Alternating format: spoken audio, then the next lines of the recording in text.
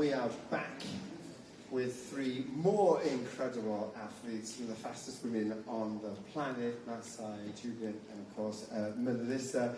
I am so excited. I had to say, first of all, I had to make a massive, honest statement that to everybody, if you don't know, I've just said to Masai that I'm absolutely in love with her. Her skills is like incredible as a high hurdler, and I just get captivated by seeing the performances. So if you don't mind, sprinters, I'm going to start with Masai. Is that all right? I'll get the fan bit out of the way. Right? It says, incredible season yet again. So many times under 12-2. You make it look easy, and I know it's not easy at all. I mean, how difficult is it when there's people like me, right, who has these huge expectations that you can go out there, maybe this is the race that you're going to break that world record? I don't think it's difficult at all, honestly. I think last year I kind of put the expectation of what everyone else thought I should do onto me, so that when I would perform or not perform, I would like really feel the weight of that. But now I think, you know, just learning more in the professional space, learning what it's like to be amongst other great athletes and one myself, I think that I know what I want to do, I know what I'm capable of, and I know that, you know, whatever the fans or people think, it really doesn't change what I'm going to do on that day, you know, because if I run fast, they're going to talk, and if I run slow, they're going to talk. So, you know, it doesn't matter at the end of the day. So I think that now that I'm doing it for myself, I'm doing it to prove to me, like, what am I truly capable of, and, you know, it's just been a blessing to just come in and break every meet record. Of course, it's not the world record, but, you know, just to come in and change that perspective of like, wow, like I'm the fastest person to ever run at this meet, and just taking that as a win, taking the wins as a big win, even though it's not a world record every single time, because I'm doing something that no one's ever done and no one's ever seen. So it's really just a blessing. But yeah, all the expectations, yeah, I don't really think about it anymore, and I think that that's why you've been able to see the great performances. So if I say to you like 12:29 is here, I think, I mean, you think to yourself, that's going to have my name all over it. Tell me, go on. Is it? No. As a media, no, why? I just want to see it. We don't, that's the thing, I don't know what I'm capable of. Like, that's why when I like line up, like I don't put a time on anything. I just like go out there and race to win. My coach always says race to win, and the time will take care of itself. So, you know, when you go out and compete, that's when fast times show up. But when you go out there trying to break a world record, that time ain't never gonna come. If you know track and field. Yeah, no, absolutely. And I guess that's what we're talking about when we come to the women's 100 metres. I mean, if you think about it, Julien, all the time, you've got tough opponents constantly. So, of course, that's what drives the standard up and the level up, and certainly both 100 and 200 metre running.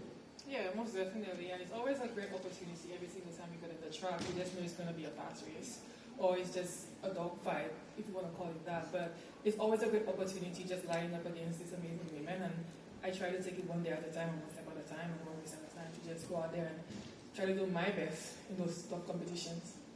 Melissa, when you think, I was just speaking to Amy Hunt, and Amy was saying about how she's honoured, really, to be running against some of the fastest women of all time. I think we've got to make sure people understand that. We're not talking just of the moment, we're talking of all time. It's a huge honour in that sense. Do you ever look at the field and appreciate, like, okay, these are the fastest women potentially that's ever lived on the planet, and I'm in the mix? Every single time. The one thing that I always do, and I feel like it's why I've had the success that I've always had, is that I never take any competitor for granted. Just like it could be my day, it could be anybody else's day, but also understanding what that means wholeheartedly, knowing that every single person who toes that line worked really hard to get to where they got to, just like me, you know, not taking that for granted, not taking for granted the fact that, you know, a couple years ago I wasn't running so fast, and so now to be able to come out to these meets and get called to be a part of press conferences or people wanting me to actually come to their meets, it always put things in perspective, because, you know, there was a day where I used to dream about things like this, and now I'm actually doing it. Yeah, that's got to be exciting for you, I get it, as certainly as an individual. But when you look at other competitions as well, in that sense, there must be that huge sense of admiration about what they're achieving along the way. I mean, is there any particular event, I mean, we touched on with some of those, any particular event that you look and you go, wow, they are outstanding? I have a couple. Oh, go on then. Give us a couple. Okay, so women's 100 hurdles, obviously one of them. We're in the mix. Like, Masai said it, and she says it with such confidence, but also like she's talking the talk. Like she's actually doing things that have never been done before. And I'm somebody who loves track and field. Like I can watch a race and not be in it and get really excited about the race that I just saw because that's just how much I love the sport. So the women's 100 hurdles is one of them. I would say the men's 800 is definitely one that is kind of like, you don't know who's going to win. And then if I had to just throw another one out there, I would probably say men's shot put. Yeah. Whether Ryan Krauser's in the competition or not, you know, it's just something about like watching shot putters like just go around the ring and just go like that. These like, big really guys, right, in Yes. that little ring doing that amazing thing. And, Yes. and always it's the final 2 rounds, that's the crucial ones. Yep. It seems where all the big throws come in. So, yeah. And what was good to hear is all those events you mentioned are happening here at Belplaza. So the best of the best will be here doing all those things, which is fantastic. I mean, for you, Julien, I mean, you've had a solid year. I watched you run that 200 metres in London, and I was just like, ooh, where did that come from? And you were so elated with that performance. I could see you were excited about this 200. That's a very special for you. So if you could kind of just like tell us a little bit how that went for you in that sense, and why you were so excited about it specifically. There's so many things I could say. London 200, I was not really excited for that one. Okay. And I laughed after because of just my mood before. I was just so tired and groggy going into that race. And I think that just going out there and still running a super fast time, my second fastest ever, I think that was exciting, just showing the ship that I'm in. And I think that just going forward just proves what I can do in the 200 especially, and also proving what I can do in the 100. Even if I had maybe had a better attitude towards that 200 that day, it could have been even better. But I mean, I was just happy with the win, to be quite honest, because 2024, we all know how that ended up. I lost at the line, and I think that just being able to go back out there and, you know, win again, I think I was just happy about that. Yeah, okay, it was worthwhile. I saw the big smile, as you can see, you were like, oh, I love that. Yeah, absolutely too.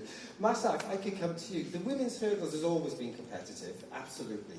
And I was speaking, I was trying to work out what date we were, yesterday to Sandy Morris, right? And she was saying, oh my goodness, when you watch the women hurdlers, she said, because she used to hurdle herself, so she has that huge appreciation of what you do.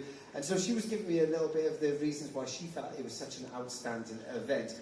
When you came into it, did you really appreciate what you were going to be doing? Because you're head and shoulders above many opponents, and it's a tight competition. And you're really the leader. So what's the question? The leader. Did you ever believe that you were going to do this? Oh, well, I mean, yeah. You know, I used to go to, like, before I would go to sleep at night, I would just tell myself, like, I'm going to be the best hurdler in the world. Like, that's just all I would say. I'll write it down. I'll look at it.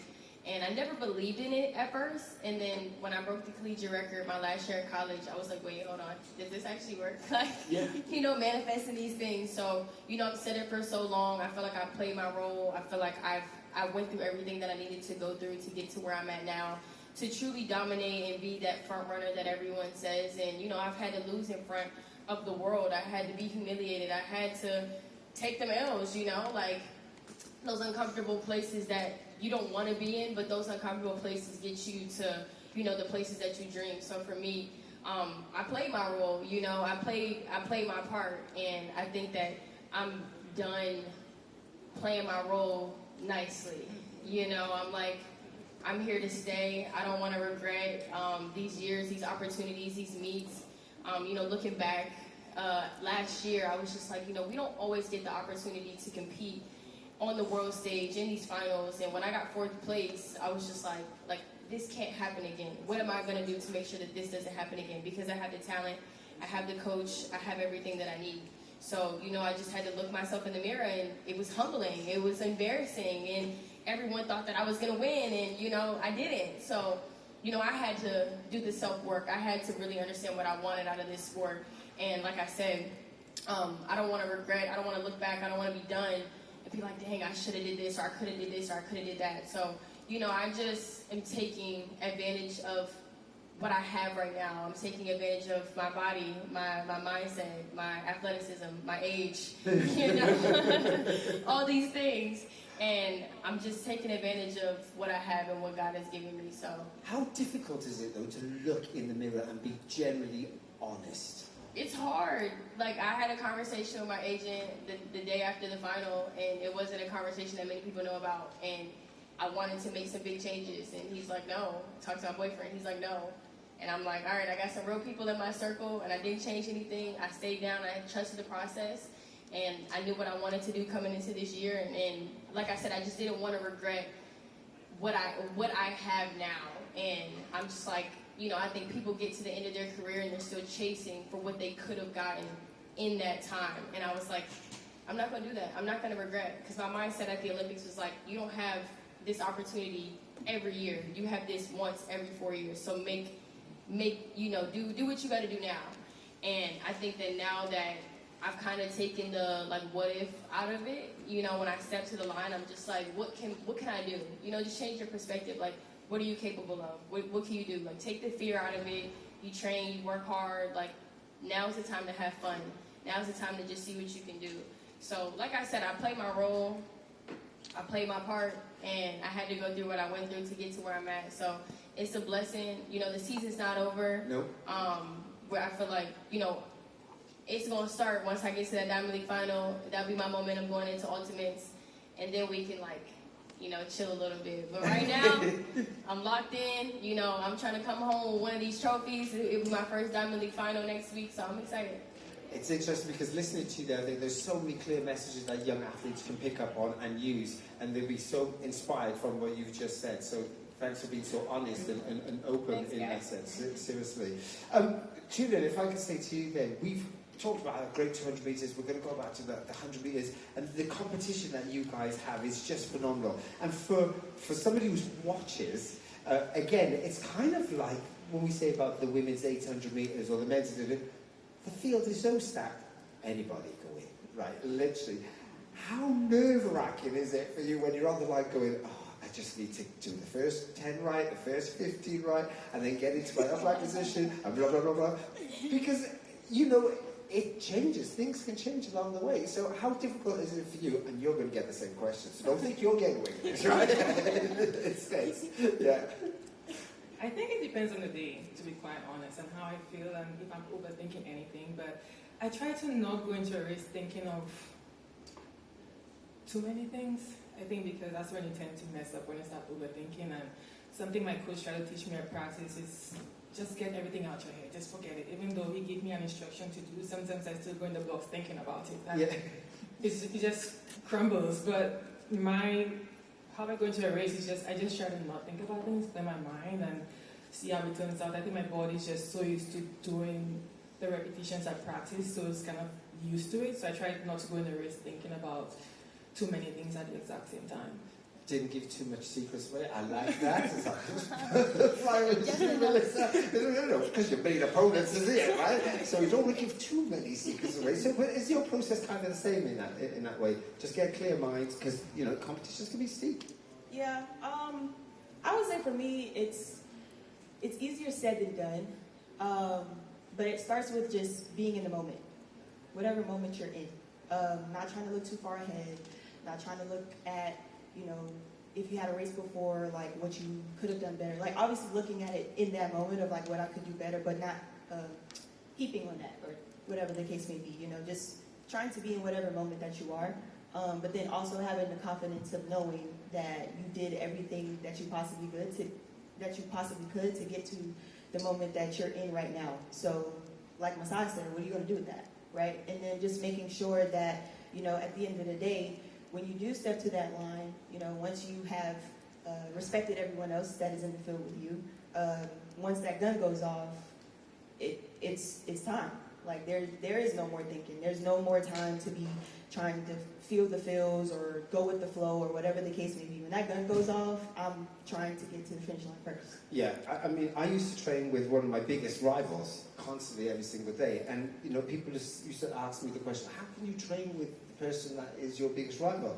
Like, do you know what? Because when it comes to the competition, everybody's getting it. It doesn't matter who is there. They're all. And I think your attitude's all exactly the same. I think that's what gives us the great competitions that we witness, that we're really fortunate to witness. I've got to also, again, touch on circumstances. So when I say circumstances, wind speeds, you know, big headwinds. Is it difficult? Do you mind going into big headwinds, or you kind of... Absolutely not. Oh. I'm too small for that. Big headwind. I mean, I'm gonna do what I gotta do. That's just who I am. Yeah. But no headwind. What would you consider a big headwind then? Is -2 doable, or you're like, no, that's too strong? -2 is a lot. I would say nothing more. I mean, I haven't run in anything, by the grace of God, nothing over -0.4 this year. Oh. So, yeah, we don't need, no. I think maybe the biggest headwind I've run into is like a -2.3, and I felt like I was hurtling backwards. Yeah, no. If I could get a nice tailwind, 1.6, yeah, that's perfect. You're right. Not too much, but, just enough. Right. How about you, Julie? Just when you go to the start line, if you walk out here, you walk, all of a sudden you feel a big wind. Do you first of all thinking, man, I got a battle against this wind, no fast time? Or do you think, oh, it doesn't matter, I'm just going to just nail whatever's doable, I'm just going to do it? It really doesn't matter. I mean, last year I had so many negative wind readings, so I really don't care about the wind. What I care about is if it's cold or not. I'm from the Caribbean, and I just care about it being hot. That's what I care about. I still not say, yeah. Which is right. How about you, Melissa? Yeah, I feel like as sprinters, we would much so rather the heat than anything else. But like when it comes to race, like Julien said, like there were a lot of races last year where I had -1 point. And in Kingston last year, at the beginning of the year, I ran into like a -5. So I told myself after that race, I was like, there isn't anything that I can't run in, because that was a literal hurricane, and I wouldn't wish that on anybody. Do you know what? I can't recall how fast you ran there, or should I say how slow you ran there? How slow? Yeah. It was slow. It was like 23. It was 23 something. But like when you convert that, like running into a -5, like okay, if I get, I don't know. No win, that's 22 anything. So it's like, even at that point, it was like, okay, turn the clock off. Like, let's just see who crosses the finish line first. I need some good rice and peas and curry goat. Right, that's really good to be. Now, I'm going to sense them if there's any questions on the floor or down the line, because we may have. We have some journalists who are streaming this as well, so if they may have any questions, if you have any, none at this moment in time. Yeah, I would just run to the front here. Here you go. Thank you. So this is kind of for all of you, because you didn't have championships, games, etc. for 1 month. So it's kind of a fresh new start. So how's that going to feel? Starting with Melissa? No. So I would say, well, I got my start on Sunday, I believe. Yeah, Sunday in Poland. So, it was good to, in a sense, be reacclimated with the racing world again, but it's really good. Obviously I had a lot of my season last year was kind of like in that same sense of having good races and then taking 2 to 3 weeks off before my next race. So I'm kind of comfortable or familiar with that feeling. So it isn't really that much difference than what I experienced last year. So just trying to keep the main thing, and that is when I'm not competing, making sure that I'm working on the things that I need to, and then when it's time to come out here and race, that I'm showing that, all those weeks of training didn't go to waste. Yeah, I think the same thing for me. Throughout this season, I've had 4 to 5 weeks off, and I think it just gave me a chance to just go back to training, work on different things, and also rest my mind and body as well. So during that time, I take time to just go home, be family. But I would say it hasn't been hard to come back to running at high level competition. It's just something that my body is just used to, and I feel like it's needed for me. Yeah, I think for me, I took 5 weeks off. I didn't do USA's. Last race was Budapest before I ran in Lausanne last Friday. And that was, I think, the longest I've ever went without competing outside of injury last year. And I was a little nervous because I was like, all right, where am I at? You know, like, because competition, it definitely keeps you aware of where you're at. And for me, I was just like, all right, like, what is it going to give? I was in Miami, I was in Atlanta, you know, I was resting my mind and my body. So coming back and running 12:27 off the plane with like a day to just like, I got off the plane, I did pre-meet, next day I competed, and I was very, very pleased with it. So I feel like, you know, as a pro, you have to learn how to adjust, you have to learn how to run with big gaps, and yeah, I'm really pleased where I'm at. So I'm excited to see what I'll do tomorrow, just because I've had a little bit more time to acclimate. I've been sleeping more now, and yeah, I think I'm adjusted on this time zone. There's a question there. Yeah. Hey, it's Olu with Flow Track. Each of you ladies are actually relatively young. Although you're also not at the very beginning of your careers, and usually you're running generational times like 10.7, and as you just said, off the plane 12.2s, which I think a few years ago we all would have been like, wow, at one point in time, but you guys are doing it all the time. Out of curiosity, we all know the high schoolers are also running generational times. Do any of you guys have any relationships with those younger athletes? Are you mentoring them? Is it, nah, I'm just trying to bust you up? How does that work? I would say for me, I don't necessarily have like a direct relationship with any of the athletes who've been running like really, really fast. Obviously, I've had a chance to be able to connect with some of them at different points, whether it was like Melanie Doggett, the 14-year-old. She's a part of the Nike Elite program, her and Cameron Dixon. And after Prefontaine a month ago, I got to go by there, and they had basically kind of like a cookout for the kids or whatever the case may be. And so me and TT Terry, we went over there and we got to like basically, you know, just talk and, you know, give some insight and inspiration to, you know, where they are, and also helping them to understand like where you are is a privilege, you know, and understanding that the opportunity that you have, like you have to be able to make the most of it, but also in the same breath, you know, don't try to just rush to, you know, get to where we are. Like, obviously we all come from different walks of life. However, God has found a way and a reason and a purpose for all of us to be in the same vicinity of one another right now for a specific reason. So use those to the best of your ability, but then also to just have fun. Like, continue to have fun. Don't try to put too much on yourself. You know, don't try to raise the expectations so high, because at the end of the day, like, you're still a kid. You still have so much time. You still have so much room to grow. But just like same thing I'm trying to do now at 25 is just be in the moment. So that was my main thing to them. Oh yeah, for me it's the Maxwell twins. They're going to be at UT, so I'm looking forward to training alongside them. But before they went to World Under-20s, I had the opportunity to do a few sessions with them. So far I'm really excited to just see where they go. I mean, they're very talented young people, and I'm really excited for their future. So, I mean, I'm, like I said, just excited to train alongside them. I'm trying to bust them up. I'm playing. But no, I don't really like talk to many people. If, like, I follow a lot of them back on Instagram, the Maxwell twins, Tay Taylor, Melanie Doggett, Cameron, what's her name? Dixon? Yeah. Yeah, all of those child anomalies. Yeah, I just like show them a lot of love on Instagram, you know, support them, because I know, like, when I was their age, I was looking to us, you know, so definitely giving them that motivation and support wherever it's needed. And how about the hurdlers? They were amazing. Leazra Brown, Zacheus. Oh, yeah, because when he tied the world record, that was crazy. I don't know him, though. But Jacoby Tharp, seeing him break the world record, I mean, he's a pro now, but I was just watching him at NCAA's 2 months ago. Yeah.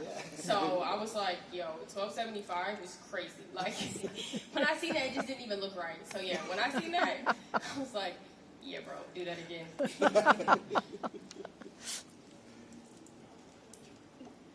Hi, my question's for all of you.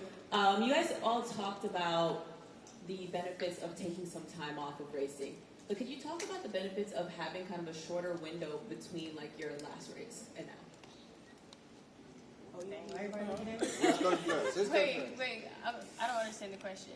Like, the last time you raced, it wasn't that long ago. Yeah. Oh, like So, how do yeah, like, like you guys were talking about like Back to taking back. off 5 weeks Yeah. and stuff, but the difference is with having like a shorter window now. Yeah, so I actually, for us now, I had to get adjusted to the professional circuit, running one race. You got to be ready to hit right then and there. Like, for us in college, we had 2 rounds in a day. We had multiple meets back to back, 3 weeks in a row. So, with multiple races. But for us now, like, it's just one race, and I think that I'm used to it now. I actually enjoy it because you know where you're at. It makes the weeks go by way faster. It's just like checking them off the list. Like, all right, let's go. Let's get these races done. I enjoy it because I'm in shape. I was training for 5 weeks. I was having a little bit of fun, but like I was locked in training. So it's really just fun to see like all the work just be displayed. Yeah, I would say for me, competing so close to each other, it helps my body stay on top and stay sharp. Sometimes when I take a long time to get going again, my body has to get acclimated to just competing at a high level, and it just takes a long time. Like the 100, I need more repetition in that, and I think that competing on Sunday and then tomorrow, God's willing, it just helps my body get acclimated to that high level competition. So yeah. And I would say for me, it's kind of like let's just see what we got. Like I'm very much so like, okay, once we set a plan in place, like that is a plan. So I think mentally, like I know what it takes for me to go from racing and then having 5 weeks off to then having to jump back in to the deep end of the pool or the pond, whatever the case may be. But then also my mind also knows like when it's time to go from this place to 3 days later or 4 days later going to this place. I think mentally I've got a good grasp of that. I like to say all the time, people talk about all the time about how, your body and your mind needs to be in tune with one another. And I feel like when my mind isn't, my body is telling my mind, all right, get with the program. And then vice versa. Like my mind is telling my body, okay, get with the program. So I feel like for the most part, it's fine. Yeah. Brilliant stuff. I'm just going to come quickly back to here now. We're at the World Class of Zurich. It's going to be 100 metres. Obviously, we kind of know that. I'd be happy, personally, because I love the both of you, if there was a dead heat and it was 10:59. I'd be happy with that. Would you be happy with that? I'd be really happy. I would too. Okay, let's We're going to talk about time. Yeah. Oh, yeah. We're just going to and Master, for you, of course, I'm wishing for plus 1.6, right? And I'll leave you to do you. Thank you. In that sense. But no, it's going to be a great competition. I think you're all looking forward to just competing again head to head. You don't feel away from competing against each other, but I think everybody loves it and admires that stuff. Are you kind of pleased that you can go head to head so often? I think it benefits us, especially in the 100. Like a lot of times, you see some other events, or especially when it comes to, well, I would say in years prior to, like you would see a lot of the time, like where the men in the short sprints, like they'll wait until the end of the year to, do the matchups and things like that. But the women have never been scared to just get on the line and run, right? Because at the end of the day, like we're going to have to see each other, and I feel like it helps. It benefits everyone, if you get to see that person more often, the things that you need to work on, the things that, you might be doing good, but it could be better, or things that you aren't doing so well, and it's a chance for you to better that as well. So I feel like it's very, very beneficial.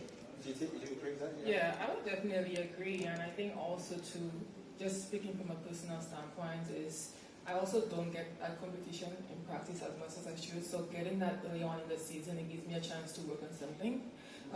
Going into the last competition for the year. Brilliant stuff. Well, I've had an incredible moment with some of the fastest women ever to live on this planet. So thank you for spending a bit of time with me. Wish you all great success in World Class of Zurich, and most importantly, just enjoy the competition. So thanks for coming up and joining us, guys.